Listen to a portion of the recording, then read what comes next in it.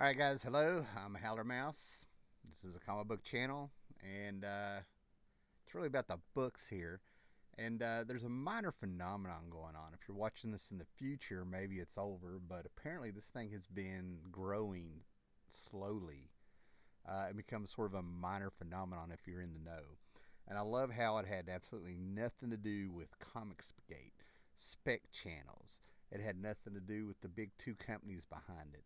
And it's really odd because I also like how a lot of people that are into the mainstream comics and talking about things going on today and the drama behind all the movies and fake culture wars and all this stuff going on, manufactured culture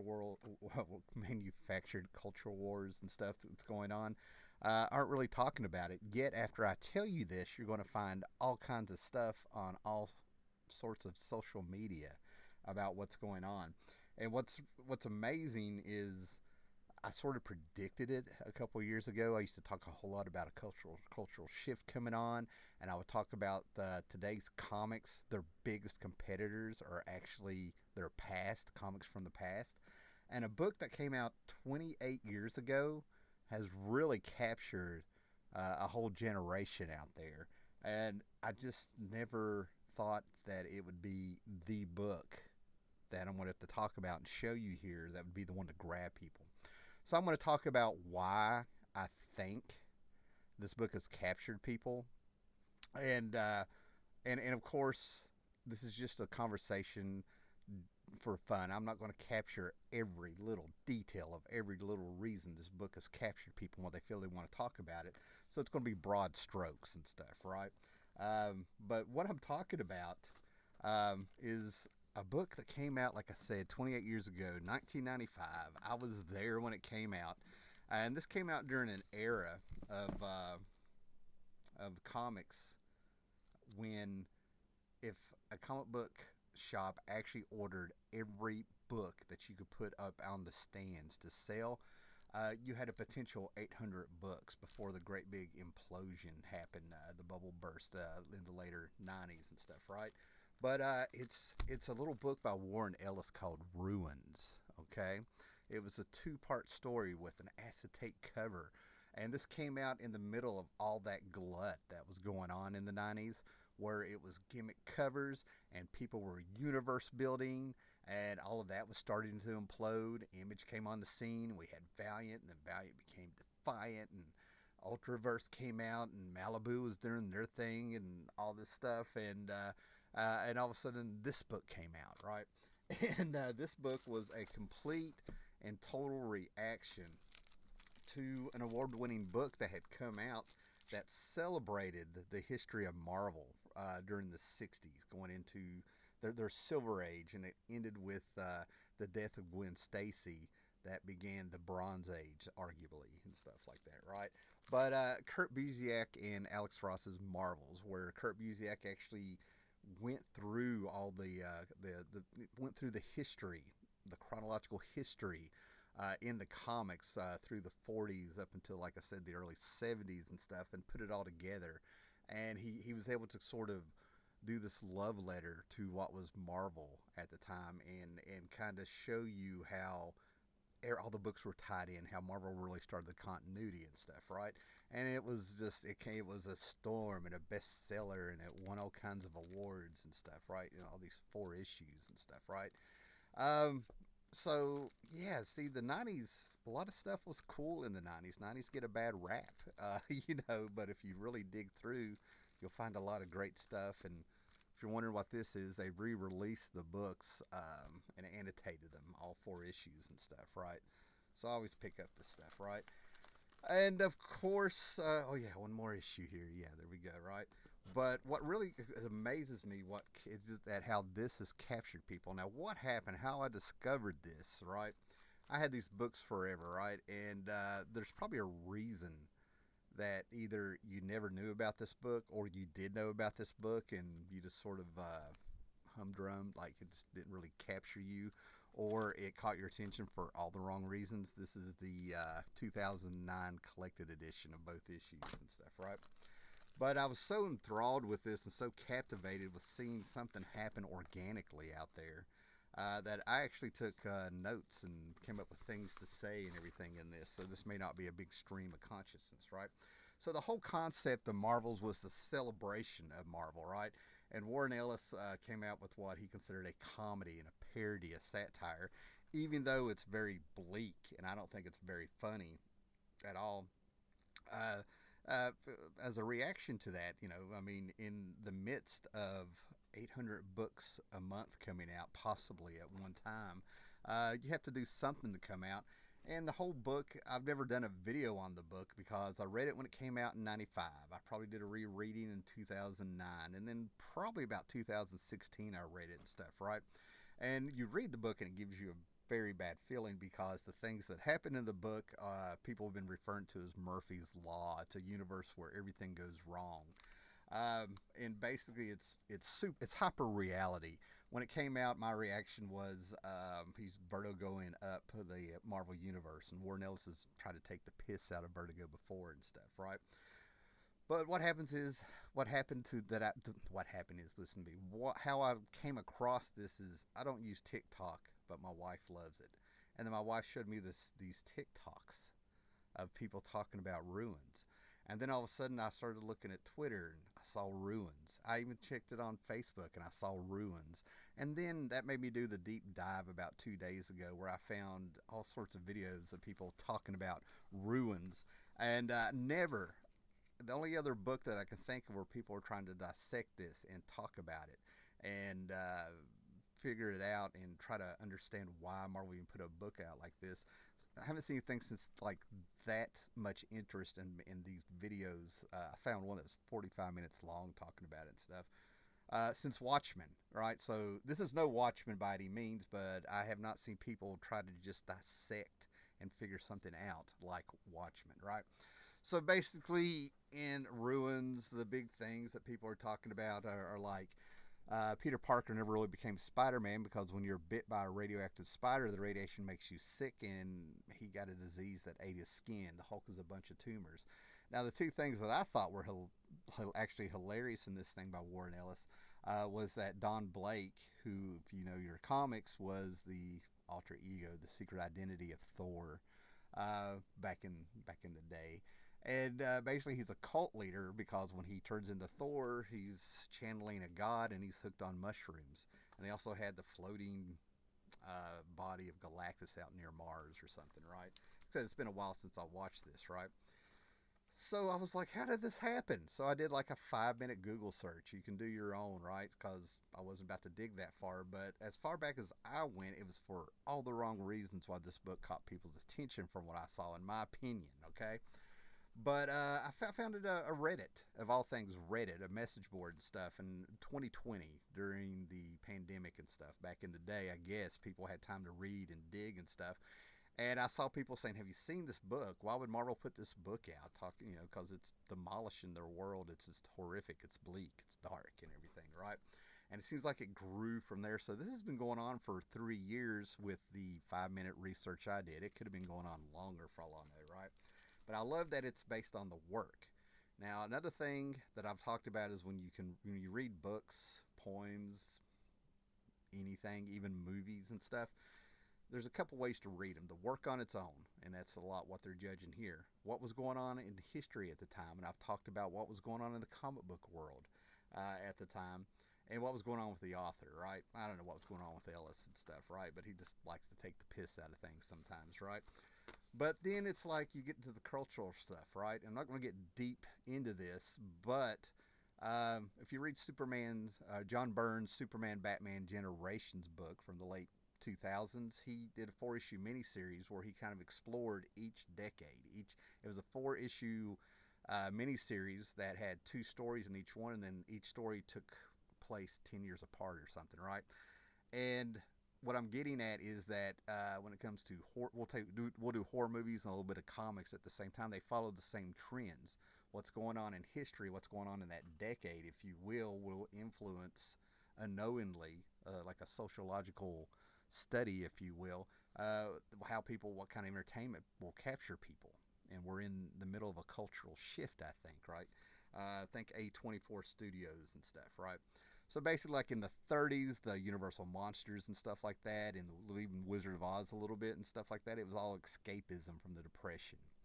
You got into the 50s and things went a little bit sci-fi, and they worried about the nuclear war and the dropping the bomb and the Red Scare of Russia and everything like that. And you got things like Invasions of the Body Snatchers, and a movie where people, I think it was a kiss or something. If people kissed each other or touched their mouths or something, they would be possessed and like join a cult or something like that. I'm butchering that movie and stuff, right? Then the 60s, you had like psychedelia and a lot of cultural change and flower people and everything like that, which ended up making the 70s a return to grim and gritty and reality, which was very funny because, you know, the music turned into the Carpenters there, and then people were kind of like recovering from the hangover of the 60s, if you will. But horror and movies and things like that got grim, gritty, and real. Think like Taxi Driver and stuff, right? And Texas Chainsaw Massacre. And that people wanted their things that were real. And that happened in the 90s. We went to serial killers and stuff, a lot of dark stuff and everything after the sensationalism and decadence of the 80s and stuff, right? And then all of a sudden, we're here in the 2020s, and I think we're coming back to where horror wants to be real. And I saw this coming with a movie called Hereditary and discovering A24. And there's movies I love like X and Pearl, and I'm waiting on, I think it's Maxine coming out. There's a little trilogy they have that I love, and that's what I think we have with this.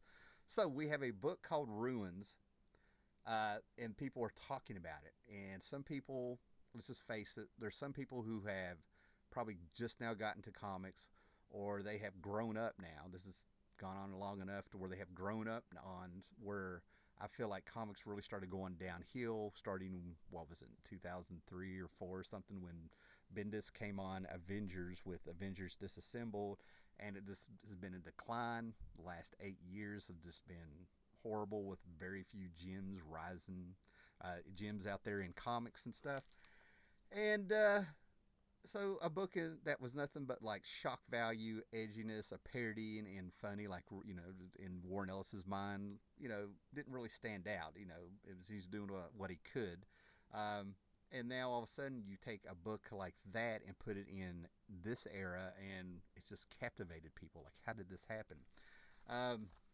Now there's a few, like I said, so again, I'm just kind of just my observations about why this book has done it. You know, check out the videos that people are talking and dissecting it.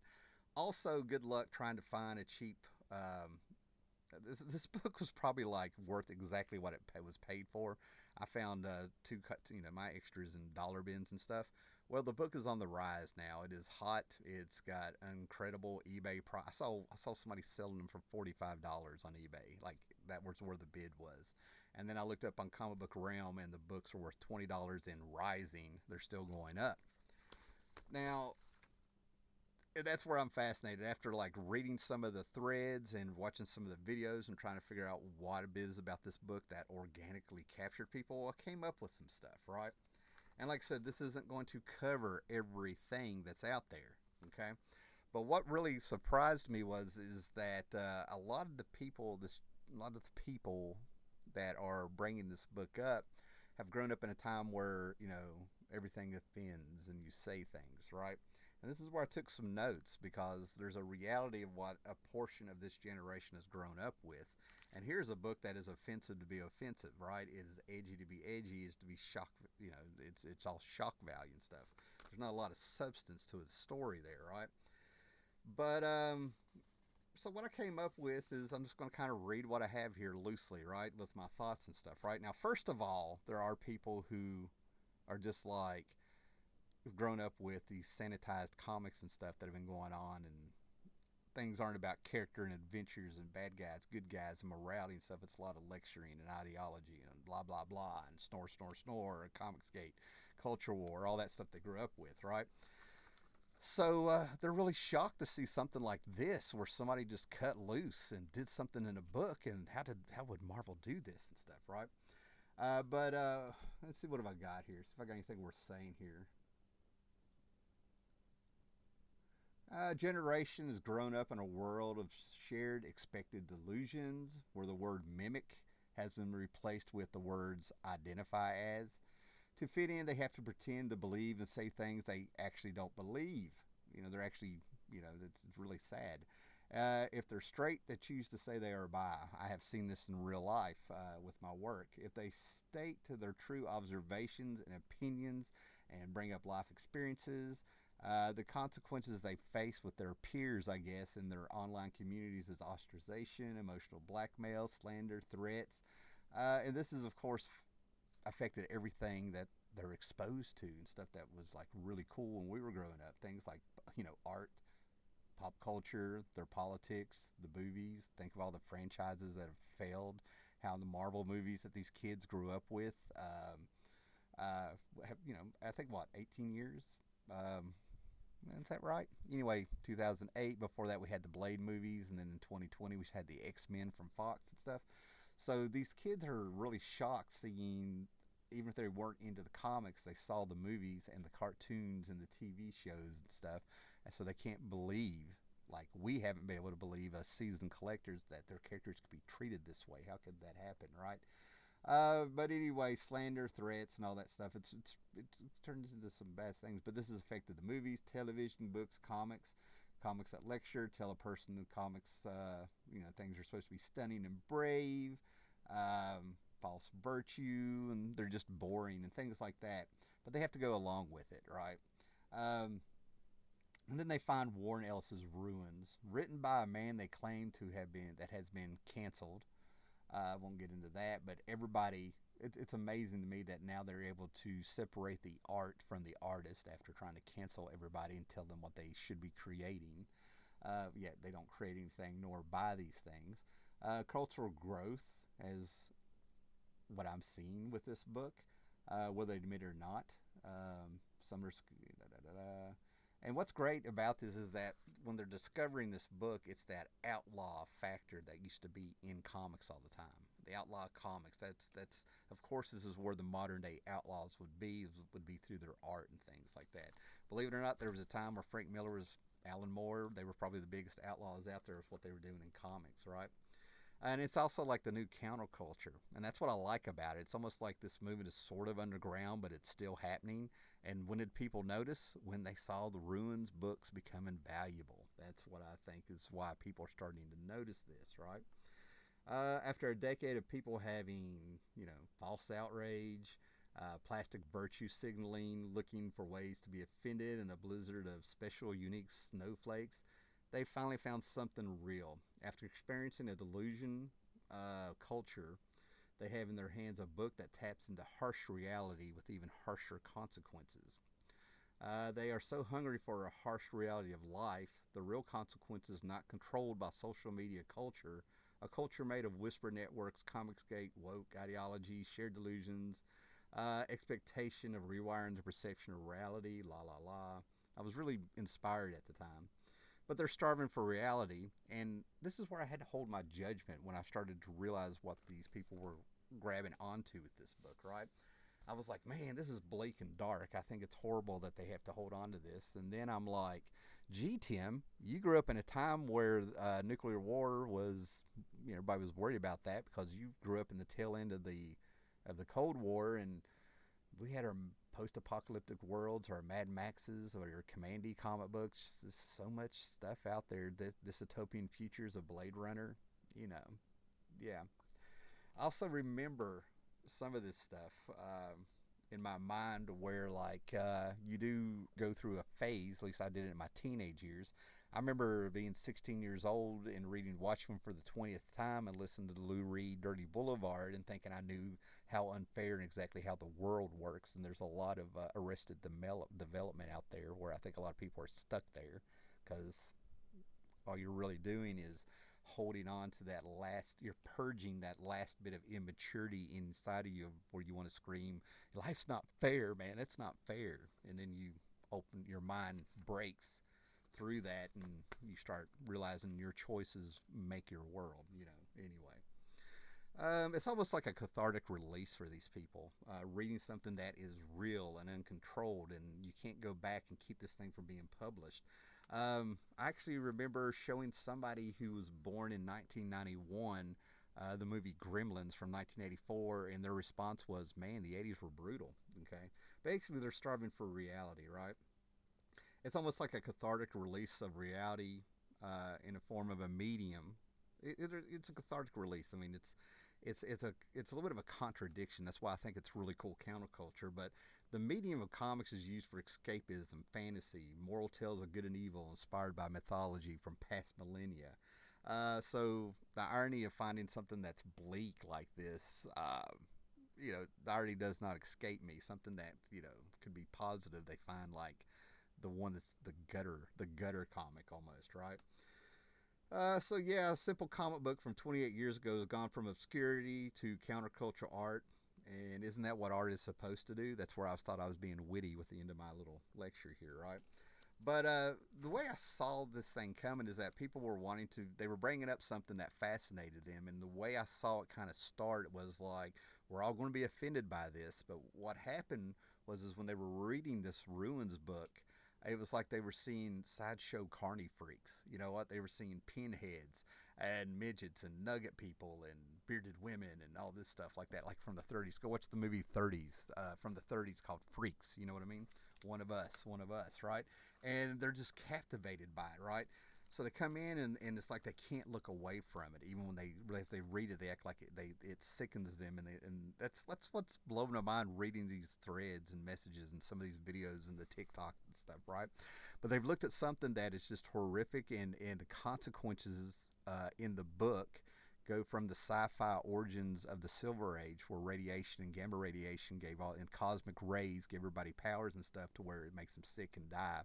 And a lot of the Marvel Girl's a prostitute that gets shot on the street, and all this stuff, But it's the worst of the worst, and they're just captivated by it, right? And I think it's because this is now real consequences, and it's uncontrolled to a certain extent, right? I mean, it's just it's a time capsule of like, oh my God, and I love how they're interpreting the time, from reading it. It's a great observation if you weren't there in the 90s, because the book was not a big deal, and that's obvious, right? So then I started thinking, I'm wondering if they're going to explore. I wonder if some of these people who are going to go on this thread, because what Ruins did was not new, right? I know I'm going long here, right? But there's things that came out in the 80s like martial law that took the piss out of it, right? I mean, if you think Ruins was brave for Marvel to put out, or how did this happen, or you can't figure it out, you need to go back and see one of my favorite books. You need to see Martial Law Takes Manhattan, where they completely take the piss out of their universe and their heroes.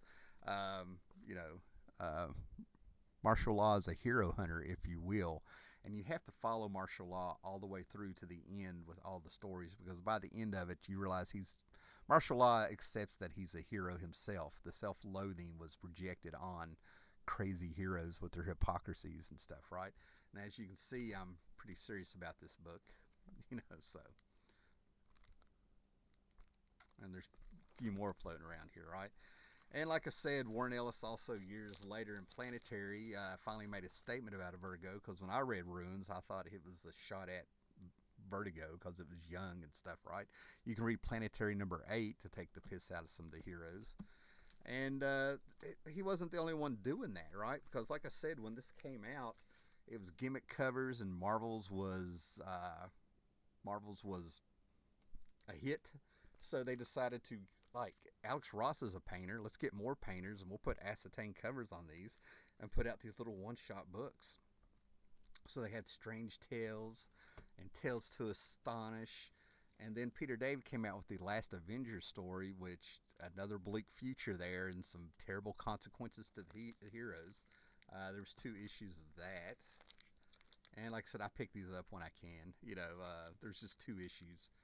And then you had Twilight. Now, Twilight is by Howard Chaykin and Jose Garcia Lopez, one of my favorite pencilers and stuff. And they did some horrible, terrible things that are right on par to a certain extent, I think, with what happened in Ruins to DC's Silver Age sci-fi heroes,